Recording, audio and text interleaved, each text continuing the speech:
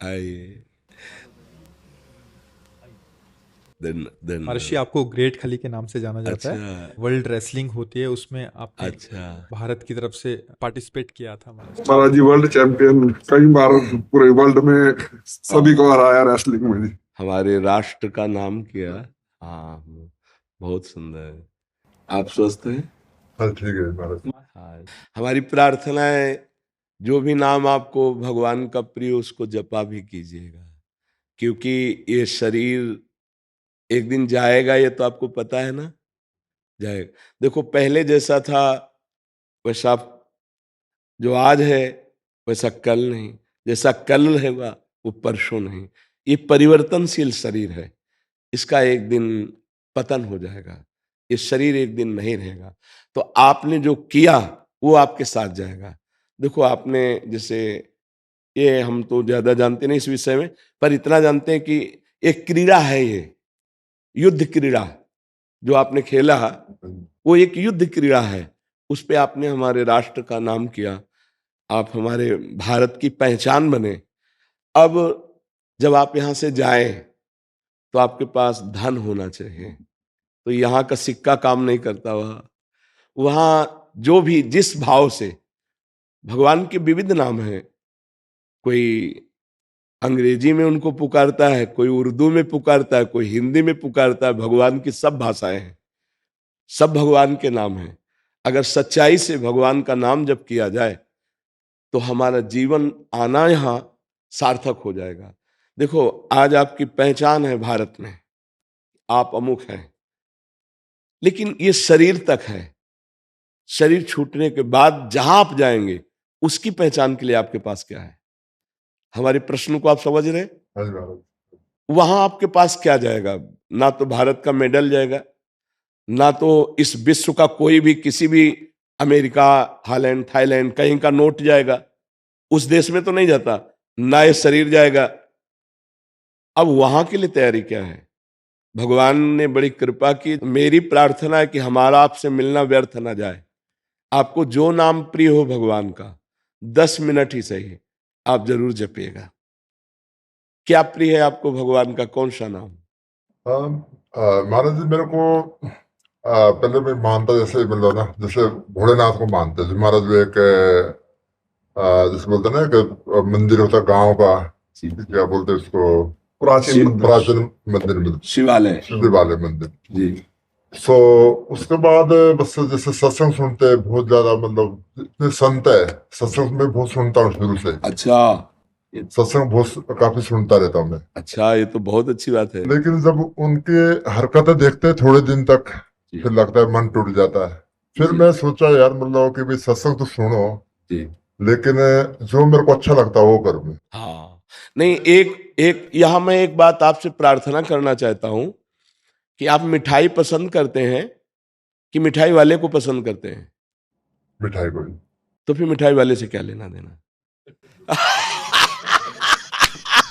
मेरी बात समझ रहे ना भाई? आपने सत्संग सुना, फिर इसके बाद उनकी हरकतें देखी, तो हमें मिठाई वाले से क्या मतलब? वो जो बोलेगा वो सत्य बोलेगा, क्योंकि समाज में बोल रहा है। वो पीछे जो कर रहा है वो भोगेगा, उसका बोया हुआ कर्म है, वो भोगेगा। मुझे मिठाई से मतलब है, ये मिठाई खाता है कि नहीं, ये कैसा है, मुझे इससे मतलब नहीं। मिठाई देखी और उसे खाया तो मुझे स्वाद आया। बात समझ में आई? आप यदि सत्संग सुन रहे हैं तो आपको महान बना देगा सत्संग। हाँ, ये जरूर है कि असली रुपए का ही नकली बनता है। असली रुपए का ही नकली बनता है। यदि हमें नकली नोट मिल चुका है तो असली की खोज करें, मिल जरूर जाएगा। इस सृष्टि में ऐसा नहीं है कि नकली ही नकली। अगर नकली है तो 100% असली होगा, क्योंकि नकली बना ही असली से है। अगर असली ना होता तो उसका नकली निकलता ही नहीं। इसका मतलब असली है। तो यदि आप सुनते रहे तो कहीं ना कहीं, कभी ना कभी तो असली मिल ही जाएगा। और एक बार असली मिल गया तो हृदय का परिवर्तन पक्का समझ लीजिएगा। पक्का परिवर्तन उसका, उसकी पहचान होती है कि उसके सानिध्य मात्र से आपके हृदय में हलचल पैदा हो जाएगी।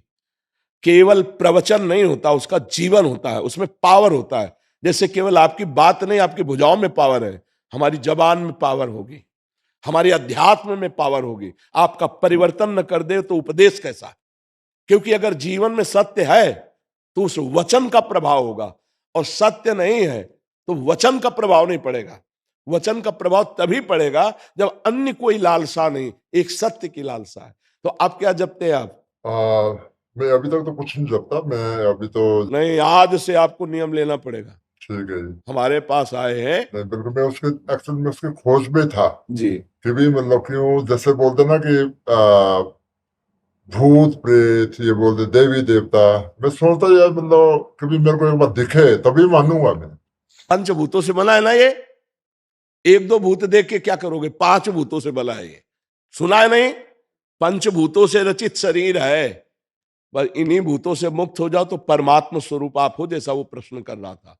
आप और परमात्मा में इतना अंतर नहीं है। जैसे 1 चम्मच गंगा जल या 1 टैंकर गंगा जल, या गंगा जल की धारा आप बोलोगे क्या? गंगा जल बोलोगे ना, तो जीव परमात्मा का अंश है ना। तो अंश का मतलब क्या हुआ? भगवत स्वरूप। अब इस शरीर में राग होने के कारण फंस गए। कोई भूत प्रेत, कोई भी इधर उधर जो भागने की दृष्टि मत लाओ।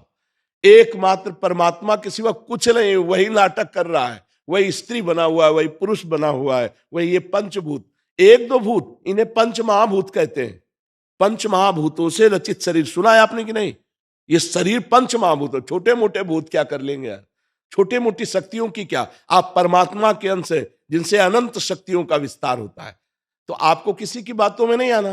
बिल्कुल महाराज, यही सुना कि भी हम मतलब हमारे अंदर खुद भगवान है। हाँ पक्का। तो भगवान है तो जैसे बोलते हैं भी मंदिर क्यों जाऊं हाँ, मैं किसी के उधर क्यों जाऊं, अब आपको सिर्फ सत्संग सुनता हूं। हाँ, आपको एक बात है, आपके अंदर सारी विद्या पहले भी विद्यमान थी, लेकिन ककारा पढ़ना पड़ा ना, मास्टर के पास जाना पड़ा ना, इसके बाद आप पीएचडी कर पाए। विद्या तो पहले भी थी।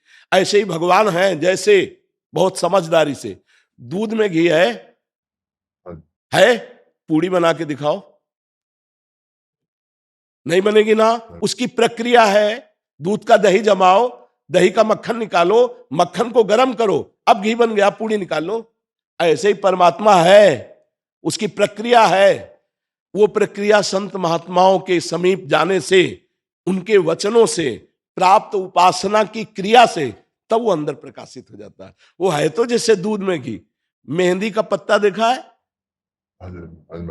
उसमें कभी लाली मिली है? खोज लेना, फिर मंगा के देख लेना। अगर एक रेशा लाली दिखाई दे तो बताना, लेकिन प्रक्रिया से जब उसको हाथ में लगाओ और फिर धो तो लाली ही लाली रहेगी। ऐसे ही परमात्मा है। कभी देखा है तुमने? नहीं। प्रक्रिया करोगे, साधना करोगे, यही दिखाई देगा। सबसे बड़ा मंदिर आपका हृदय है। बाहर घूम आओ और अगर अंदर के ठाकुर को नहीं पहचाना, यहाँ भगवान को नहीं देखा, कहीं नहीं मिलने वाला, और यहां देख लिया तो कुत्ते में भी वही दिखाई देगा, दूसरी जगह ले दिखाई देगा। समझ पा रहे आप? बिल्कुल महाराज, उसी की खोज पे हूँ मैं अभी तक भी। वो मतलब कैसे मतलब से मतलब कनेक्ट हूँ। हाँ, पहली सीढ़ी हमारी प्रार्थना मान लीजिए, नाम जप है। तुम्हें नाम कौन सा प्रिय है? मैं तो सारे को मानता हूँ, मतलब एक पकड़ना पड़ेगा, एक नाम पकड़ो। महाराज जो आप बोले उसको पढ़ो। देखो, हम तो आशिक हैं वृंदावन के, और हमारा तो राधा राधा राधा राधा, तुमने सुना ही होगा। हमारा तो राधा राधा। पर महाराज जी मतलब जैसे राधा राधा बोले, भोलेनाथ का नाम जपे, बात तो एक ही है जी। तो उसमें से एक ही न जपना पड़ेगा, या मतलब जब तक एक में प्रीति नहीं होती, जैसे दूध की रबड़ी, दूध का अढ़ोता किया ना, और वो पेड़ा, फिर बर्फी, है तो सब दूध ही, लेकिन अपनी पसंद क्या है, पसंद क्या है, इसमें देखना पड़ेगा। ब्रह्म के कोई भी अक्षर ऐसा नहीं जिसमें ब्रह्म ना हो। जैसे देखो, आ शब्द है, आ तो का, खा, गा, घा, अंगा, चा, छा, आ विराजमान है ना। आप राधा बोलो, शिव बोलो, राम बोलो, कृष्ण बोलो, सब वही है, पर प्रीति तो एक नाम में होगी ना। गा हम सब जग सकते हैं, लेकिन जब प्रेम होगा तो एक से होगा। तो एक कोई नाम चयन कर लो और जिसको बार बार रटो। तो जैसे 2 लकड़ियों के घर्षण से उसमें अग्नि नहीं है पर अग्नि पैदा हो जाती है। ऐसे ही जब हम अपनी जबान से नाम जप करते हैं, राम राम राम, शिव शिव शिव, कृष्ण कृष्ण कृष्ण, हरि हरि हरि, राधा राधा राधा राधा, तो हमारे अंदर एक दिव्य शक्ति पैदा होती है। उसी शक्ति से सब कुछ दिखाई देने लगता है। एक परमानंद में प्रभु जो सबके अंदर छुपे हुए हैं, हम उनका साक्षात्कार करते हैं। बचपन से इस मार्ग में लगे हैं, बिल्कुल अनुभव की बात कह रहे, अगर पकड़ लो तो पार हो जाओगे। एक नाम पकड़ लो, तुम्हें जो नाम प्रिय लगे, छूट है। हमारे प्रभु के अनंत नाम है पर पकड़ना एक पड़ेगा। बोलो क्या पकड़ोगे? मैं आपको नेक्स्ट टाइम आऊंगा तो मैं पूरा पर नेक्स्ट टाइम तक के लिए हम आपको खाली नहीं रहने देंगे। अगर आप आए हैं तो चाहे 10 मिनट जपे या 20 मिनट जपे, पर एक नाम आपको अब लेना पड़ेगा कि मैं शिव शिव बोलूंगा, राम राम बोलूंगा, कृष्ण कृष्ण बोलूंगा। फाइनल में जो होगा सो बाद में बताना। बोलो आप। राधे राधे। ठीक है, जब आएंगे ना तब एक बार बच्चों के साथ हाँ बिल्कुल दर्शन जरूर। करने के लिए। महाराज जी, जो आपने जो दिशा दी है ना समाज को जी, मतलब जो पूरे समाज को एक तरीके से बिल्कुल ही चेंज ही कर दिया जी। हम भी आपकी यूट्यूब पे ये देख के वीडियो तभी पूरा देखा सुनते हैं जी, तो अभी हमारा भाई मिलेंगे महाराज जी से आशीर्वाद लेके भी चलेंगे। जरूर। महाराज ये क्वेश्चन है मेरा, हाँ जैसे लोग जब आपस मेरा एक सिद्धांत है मेरा कि भाई मैं किसी को नाम नहीं जपता, किसी को नहीं, पर एक चीज पकड़ी है मैंने कि किसी को मैं हर्ट नहीं करना चाहता मैं लाइफ में। मतलब कि भाई अगर किसी को थप्पड़ भी मारनी तो पूछ के मारो, भी थप्पड़ मारूंगा तेरे को, मतलब तो समझ जा। तो एक तो मैं हर्ट नहीं करना चाहता किसी को, लेकिन इससे एक बात समझिए, आपने एक केवल प्रतिकूल क्रिया रोकी है। ये कोई आपके पास धरोहर नहीं है। आपने एक प्रतिकूल क्रिया नहीं करूंगा, आप समझना, ये आपके पास संपत्ति नहीं है। अब आप कह दो मैं नाम जप नहीं करूंगा लेकिन किसी को दुख नहीं दूंगा, दुख ना देना ये आपकी एक अच्छी क्रिया के अंतर्गत आ गया, आपकी सोच के। आपके पास संपत्ति क्या है? आप जब यहां से जाएंगे तो आपके पास संपत्ति क्या है? तो इसीलिए कि 10 मिनट 20 मिनट, अगर 20 मिनट भी शुरुआत कर दी राधा राधा राधा राधा, तो आप खुद अनुभव करना। महाराज ये क्वेश्चन और हाँ खूब पूछ लो। महाराज जी मतलब लोग ना फायदा उठाते हैं, मतलब जैसे मेरा भोड़ेपन का लगता भी सीधा साधा अमेरिका से आया है, इसको क्या पता है। तो मेरी बात समझो, उठाते हैं फिर गुस्सा बढ़ाता नहीं, गुस्सा नहीं, आपको आनंदित होना चाहिए। आप किसी के फायदे के काम में आए, जब आप हट नहीं करना चाहते, वो दुख नहीं देना चाहते किसी को, कंट्रोल नहीं होता। कई बार ना वैसा लगता है क्या करूँ अब, नहीं, उस समय मुस्कुराना चाहिए। करता हूँ मैं कंट्रोल कोशिश करता, पर बहुत जैसे बोलता ना कि नहीं, अब उसको मतलब नहीं, आपने पहली बात कही थी मैं किसी को दुख नहीं देना चाहता। अगर आपका फायदा उठा रहे तो धन्य भाग है, आप किसी के फायदे लायक तो बने। यहां तो संसार में पशु की तरह जन्मते हुए मर जाते हैं, किसी के फायदे में नहीं आते। आपका लोग फायदा उठा रहे हैं, ये बहुत अच्छी बात है, आप डरिएगा मत, आपको कोई परास्त नहीं कर सकता।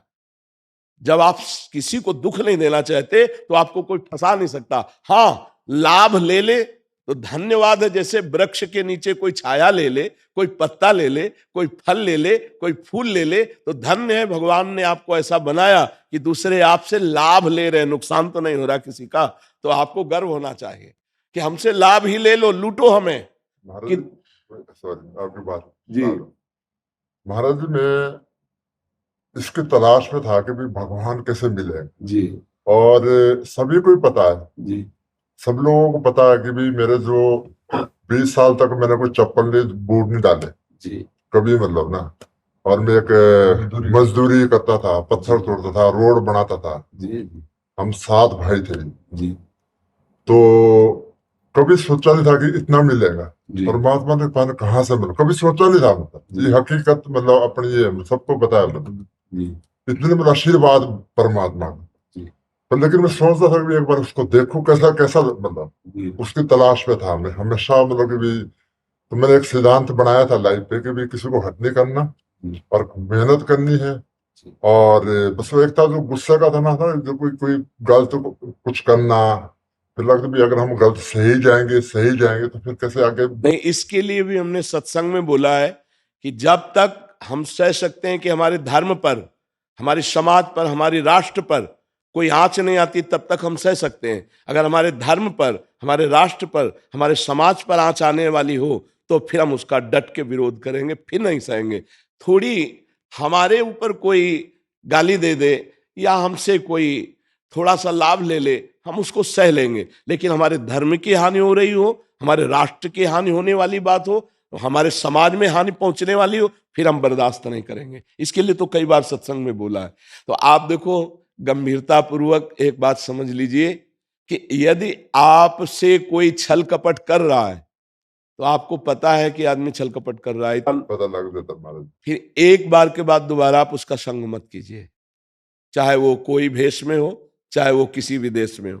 एक बार तो देख लिया कि आप हमारे से छल कर रहे हैं, और आपको सच्ची बताएं, सत्य कभी पैसे से बिकता नहीं, और जो पैसे से मिलता है वो सत्य होता नहीं, बस इतनी बात समझ लेना। अध्यात्म कभी पैसे में बिकता नहीं, और जो पैसे से मिलता है अध्यात्म होता नहीं। अगर ये बात पकड़ लोगे तो कभी छल कपट में फंसोगे ही नहीं। पैसा देके यदि आपको सत्संग सुनने को मिले तो आपके पास पैसे का गर्व रहेगा, सत्संग का लाभ नहीं। जो सत्संग है वो केवल सत्य विचार की भावना से तुम्हें मिलेगा, उसमें अर्थ की प्रधानता नहीं होगी। फिर छल कपट कौन कर सकता है? जब आपका परिचय जानकर हम आपका आदर करेंगे तो भगवत भाव से, क्योंकि हम भगवान के दास हैं, हमें किसी से कुछ नहीं। समझ में आया? अब आप प्रश्न करो और उत्तर लीजिए, और आपका जीवन मंगलमय, ये आशीर्वाद हमसे लीजिए। आपकी जेब से कोई मतलब नहीं है। अनंत ब्रह्मांडों के स्वामी के हम दास हैं, जिसके लक्ष्मी चरण चापती रहती है। और हमको अगर ये भरोसा हो जाए कि अमेरिका से आए, हालैंड से आए, हमें कुछ देंगे, तो धिक्कार है हमारे ज्ञान को, हमारे वैराग्य को, हमारी भक्ति को। फिर तो छल कपट ही रह जाएगा। हाँ, इसलिए सावधान होकर अपने मार्ग में चलिए। माला जपना जरूरी है, कर्म करना जरूरी है? बिना नाम जप किए कोई सत्कर्म टिकेगा नहीं। कर्म दो प्रकार के होते हैं, एक शुभ कर्म, एक अशुभ कर्म। अशुभ कर्म माने पाप कर्म, शुभ कर्म माने पुण्य कर्म। एक है सोने की जंजीर, एक है लोहे की जंजीर। सोने की जंजीर से बांधने तो आप बंध जाओगे, लोहे की जंजीर से बांधने तो बंध जाओगे। अब हम शुभ और अशुभ दोनों से मुक्त होकर परमानंद प्राप्त करना चाहते हैं। उसके लिए कर्म करते हुए नाम जप जरूरी है। मामुन स्मर युद्ध चे, भगवान आदेश कर रहे हैं, मेरा स्मरण करते हुए युद्ध रूपी कर्म कर। क्या चला जाएगा? अगर राधा राधा बोल करके कुश्ती लड़ रहे हो, राधा राधा बोल करके जो भी काम कर रहे हो, अंदर राधा राधा चल रहा है। माला चलाने की बात नहीं कर रहा हूं, अंदर राधा राधा चल रहा है, स्मरण नाम का चल रहा है, और कार्य कर रहे हो। इससे बड़े महात्मा और क्या हो सकते हो? ये नाम तुम्हारे साथ जाएगा। दान पुण्य एक शुभ कर्म है, पाप अधर्म एक अशुभ कर्म है। दोनों का फल है एक दुख और एक सुख। सुख जैसे अभी आप बोले, दुख जो पीछे बोले कि चप्पल भी नहीं थी, पत्थर तोड़ करके कर, तो वो उस समय का कर्म था। आज तुम्हारा पूर्व का पुण्य फलीभूत हुआ, समाज में सम्माननीय और राष्ट्र के गौरव कहे जा रहे हो। ये कर्म है केवल, लेकिन इससे मोक्ष मिल जाएगा, भगवान मिल जाएंगे ऐसा नहीं। उसके लिए नाम जप करना पड़ेगा। नाम जपना बहुत जरूरी है, उसके बिना नहीं बनेगा।